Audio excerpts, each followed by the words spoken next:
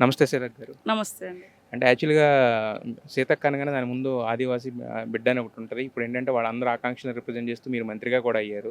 So, బేసిక్‌గా ఏంటంటే మీరు అసలు ఎంటర్‌టైన్‌మెంట్‌కి పూర్తిగా దూరంగా ఉంటారు. ఎప్పుడన్నా సమాజ సేవ, రాజకీయాలు తప్ప నుంచి ఇటెప్పుడు రారు గదా! ఆ! సో, ఫస్ట్ టైము ఒక ప్రోగ్రామ్‌కి రావడం ఇదంతా. ఇది గూడా ఆదివాసీ కోణం ఉంది. హ్మ్. ములుగు బ్యాక్‌గ్రౌండ్. ములుగు ప్రజల యొక్క జీవితాన్ని ప్రతిబింబించే విధంగా ఆదివాసీ అమ్మాయి హ్మ్. తులసి అనేటువంటి అమ్మాయి తాడువాయి మండలం తక్కలగూడెం నుంచి ఈ యొక్క డ్రామా జూనియర్స్ ప్రోగ్రామ్ సెలెక్ట్ అయింది. హ్మ్. అక్కడ సెలెక్ట్ చేసినటువంటి పిల్లలు గానీ, అక్కడ టీచర్‌గా ఉన్నటువంటి మా అక్కడ లోకల్ స్థానిక సంతోష్ అనేటువంటి మా పిల్లగాడు అక్కడ 5, 6 స్కూల్స్ కూడా నడిపిస్తున్నారు. వాళ్ళంతా కలిసి ఈ యొక్క ప్రోగ్రామ్‌కు తీసుకురావడం జరిగింది. సో, అక్కడి నుంచి మా ప్రాంత బిడ్డలు, పిల్లలు అందరూ వచ్చిండ్రు. వారందరినీ కలుసుకోవడం, అదేవిధంగా అమ్మాయికి కూడా బ్లెస్సింగ్స్ ఇవ్వడం కోసం మాత్రమే. అయితే యాక్చువల్‌గా ఆ అమ్మాయి చేసిన 10 నిమిషాల స్కిట్‌లోనే మాకు దాని గురించి ఎలాంటి సంబంధం లేకపోయినా కళ్ళకి కట్టినట్టు అయన్నీ కనిపించినియి. మీరేంటంటే స్వయంగా చూసారు. కరోనా టైంలో గాని, మిగతా టైంలో గాని మీరంతా తిరిగారు. కాలినడకన తిరిగి చూసిన ప్రాంతాలు గదా!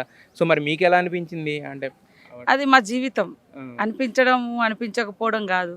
మేము పుట్టింది నేను కూడా ఆదివాసినే. అటవీ ప్రాంతం నుంచి పుట్టిన 9, 10 ఏండ్లు అడవిలోనే బతికినాం. అడవి అంటే హ్మ్.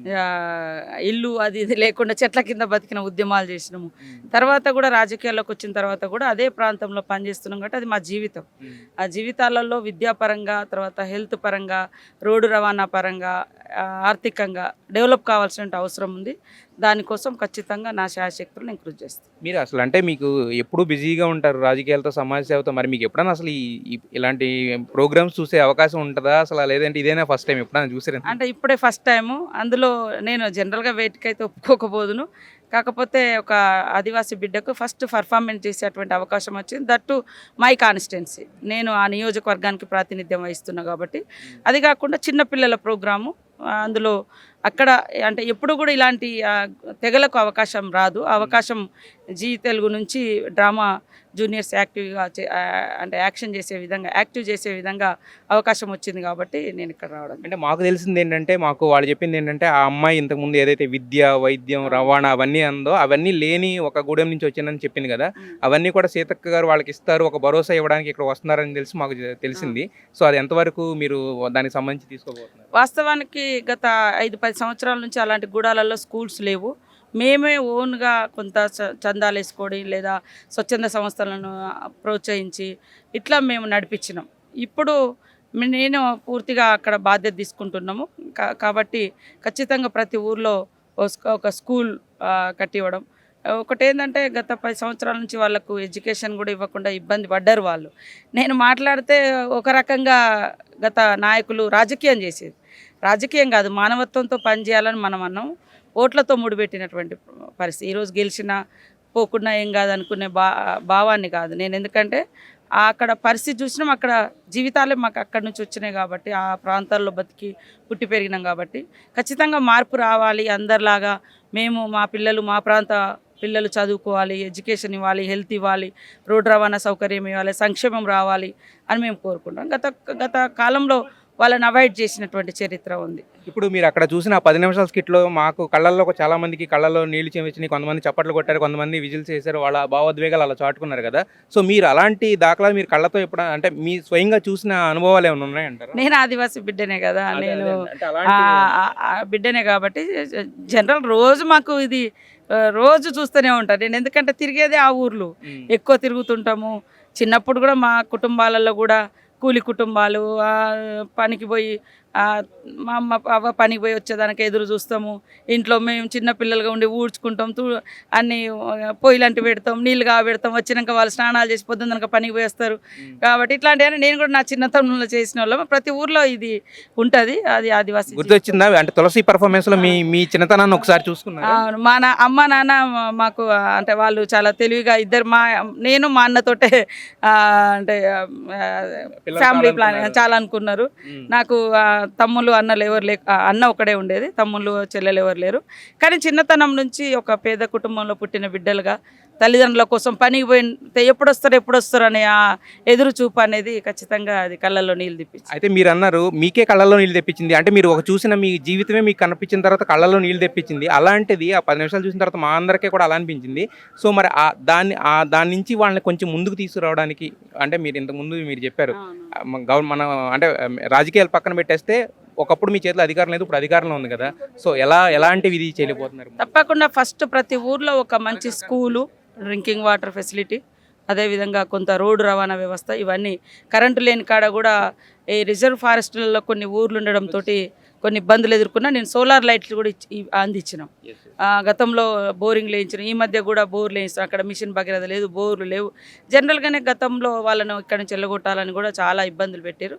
అట్లా కాకుండా ఉన్న వాళ్ళను ఇక్కడ మనుషులుగా వాళ్ళని గుర్తించి ఎడ్యుకేషన్ అనేది దేశవ్యాప్తంగా అది ప్రజలందరి రైట్, ప్రతి ఒక్కరికి కూడా జీవించే హక్కు ఉంది, కానీ దాన్ని కాలు రాసే హక్కు ఎవరికి లేదు. కాబట్టి అవన్నీ తెలిసిన వ్యక్తిగా వాళ్ళందరికీ అవి ప్రొవైడ్ చేస్తా. తప్పకుండా ఆఫ్టర్ 6th కోడ్ అయిపోయిన తర్వాత ఇవన్నీ కూడా మారుమూల ప్రాంతాల మీద ప్రత్యేక దృష్టి పెట్టి ఇలాంటి గూడాలకు లేదా తండలు వాడలు ఎక్కడ ఏ ఇబ్బందులు ఉన్నా కూడా నేను పనిచేస్తాను. తులసికి ఎలాంటి ఆశీస్సులు అందించారు మీరు?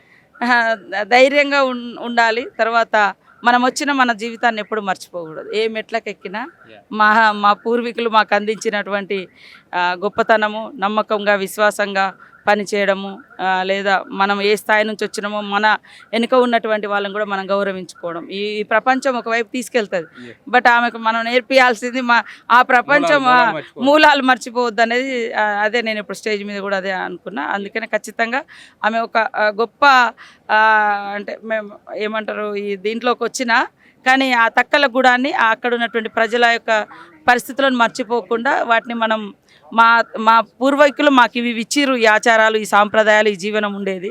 కానీ మేము ఈ స్థాయికి వచ్చిన అయినా కూడా నా గతాన్ని నేను మర్చిపోవట్లేదు, గౌరవించుకుంటాం అనే లక్ష్యంతో ఆమెను పనిచేయాలని కోరుకుంటాను నేను. హాయ్ అమ్మ తులసి. హాయ్. డ్రామా జూనియర్స్ అంటే ఒక పెద్ద షోలో అంటే మీ గ్రామాన్ని ఇక్కడ రిప్రజెంట్ చేస్తూ దట్టు అంటే సీతక్క గారు లాంటి ఒక పెద్ద మనిషి ముందు మొత్తం ఈ పెర్ఫార్మెన్స్ అంతా చేసావు కదా, ఏమనిపించింది? ఏమన్నా నర్వస్గా అనిపించిందా ఆ టైంలో? ఎలా ఉంది ఫీలింగ్?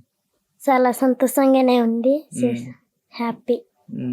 అయితే యాక్చువల్గా దాంట్లో చాలా అంటే ఫస్ట్ ఉసేరావులమ్మ సాంగ్కి డ్యాన్స్ కానీ, తర్వాత పొయ్యి వెలిగించడం, కట్టెలు కొట్టడం, ఇవన్నీ చేసేవా? లేదంటే కనుక ఇక్కడ ఓన్లీ ఈ డ్రామా జూనియర్స్ గురించి అన్ని మామూలుగా రిహార్సల్ చేసినాయినా, లేకపోతే ఎప్పుడు మీరు రెగ్యులర్గా మీ జీవితంలో ఉండేవా అవన్నీ? మేము చేసినాం రియల్. అయితే ఇప్పుడు ఇందాక లాస్ట్లో పెద్ద డైలాగ్ చెప్పావు కదా, విద్య కావాలి, వైద్యం కావాలి, రవాణా ఇవన్నీ అని చెప్పేసి. సో మీకు జనరల్గా మీ ఊళ్ళో మీరు ఎలాంటి ఇబ్బందులు పడుతుంటారో ఏం చూపించాలనుకుని వచ్చారు అసలు ఇక్కడికి? మా కష్టాల గురించి చూపెట్టాలని వచ్చాను. మమ్మల్ని ఇక్కడ దాకా తెచ్చింది సంతోష్ సార్, అందుకు నాకు చాలా హ్యాపీగా ఉన్నది. అయితే ఇప్పుడు ఇంతకుముందు మీకు ఏమీ తెలియదు, దీనికి సంబంధించి ఏమీ ఉండేది కాదు. ఇప్పుడు ఇంతమంది ముందు ఒకేసారి దాదాపు లోపల ఒక 100 మంది 50 మంది ముందు సెట్స్ ముందు ఇలాంటివన్నీ చేయాలన్నప్పుడు మరి ఏం భయం అనిపించలేదు ఎక్కడా కూడా? అంటే రకరకాలుగా అందరూ ఒక పక్క నుంచి వెళ్ళేస్తున్నారు, ఒక పక్క నుంచి సౌండ్లు చేస్తున్నారు, అయినా కూడా నువ్వు అంత ఫోకస్డ్గా చేసావు ఏం పట్టించుకోకుండా?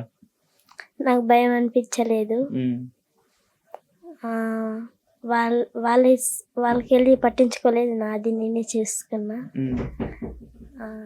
సో మీ తమ్ముడిని అక్కడ అంటే ఒక తమ్ముడిని ఊహించుకుని ఒక బొమ్మతో చేసావు కదా, అవన్నీ మీ రియల్ లైఫ్లో కూడా అంతేనా? ఎప్పుడు అలాగే ఉంటుందా లేకపోతే ఎలా ఉంటుంది? అలానే ఉంటుంది, మా రియల్ స్టోరీ అయితే కూడా ఇది కూడా. సో అసలు అంటే మీకు మీ ఊరికి ఒక కరెంట్ కానీ ఇవి కానీ ఏమీ లేవా, లేకపోతే ఉన్నాయా, లేకపోతే లిమిటెడ్ వనరులు? ఎలా మీరు ఇప్పుడు చదువుకునే స్కూల్ కానీ అవన్నీ ఏంటి, ఎలా ఉంటుంది అది? లేవు, కానీ మా ఊరు వాళ్ళందరూ కొనుక్కున్నారు. అది కొనుక్కున్న ద్వారా మాకు కరెంటు వచ్చింది. మాది చీకటి బతుకులే, కానీ అలా చీకటితో ఉండలేమని మేము కరెంట్ కొనుక్కున్నాము. కరెంట్ కొనుక్కున్నారు. మరి అంటే స్కూల్కి వెళ్ళడం రోజు ఇవన్నీ కూడా ఏంటి నడిచి వెళ్తారా, లేకపోతే అసలు రోజు స్కూల్ జరుగుద్దా? లేకపోతే అంటే మీకు కొంచెం లిటిల్ ఇంగ్లీష్ కూడా మాట్లాడుతున్నాం కదా, కొంచెం ఇంగ్లీష్ కూడా ఉంటుందా మీ స్కూల్స్? ఇవన్నీ అందుబాటులో ఉన్నాయా మీకు? ఉన్నాయి, మేము నడుచుకుంటూనే వెళ్తాం స్కూల్ దగ్గరికి. ఇప్పుడు నేను హాస్టల్లో జాయిన్ అయినా, ఏజెస్ గర్ల్స్ ప్రాజెక్ట్ నగరంలో. నేను ఇప్పుడు 6th క్లాస్. అంటే అసలు ఈ డ్రామా జూనియర్స్ అనే దానికి అసలు మీరు రావడానికి రీజన్ ఏంటి, ఎలా సెలెక్ట్ చేసుకున్నారు? ఇప్పుడు దీని ద్వారా మీరు ఏం చెప్పాలనుకున్నారు? అంటే నాకు డ్రామా జూనియర్స్ అని తెలియదు. సార్ వాళ్ళు వచ్చి మాకు ప్రోగ్రామ్ ఉన్నదని చెప్పేసి చేపించారు. అందులో నేను సెలెక్ట్ అయినందుకు డ్రామా జూనియర్స్లో తెచ్చిండు. సో మొత్తానికి అయితే మీ ఇంటి కథ మీ ఊరి కథనే అందరు ప్రజలందరికీ తెలియజేయాలని ఒక ప్రయత్నం అయితే చేసావు మొత్తానికి. ఆ, ఓకేనమ్మా, సరే, చాలా బాగా చేసావు. సీతక్క గారు కూడా మెచ్చుకున్నారు కాబట్టి ఖచ్చితంగా ఒక మంచి బ్రైట్ ఫ్యూచర్ ఉండాలని కోరుకుంటున్నాం. ఆవిడ చెప్పినట్టే ఎక్కడికి వెళ్ళినా ఎంత పైకి వెళ్ళినా కూడా మూలాలైంది మర్చిపోకుండా సేవ చేయాలని కోరుకుంటున్నారు. సో నీకు అదంతా మంచి కావాలని మనస్ఫూర్తి కోరుకుంటున్నాను. Thank you.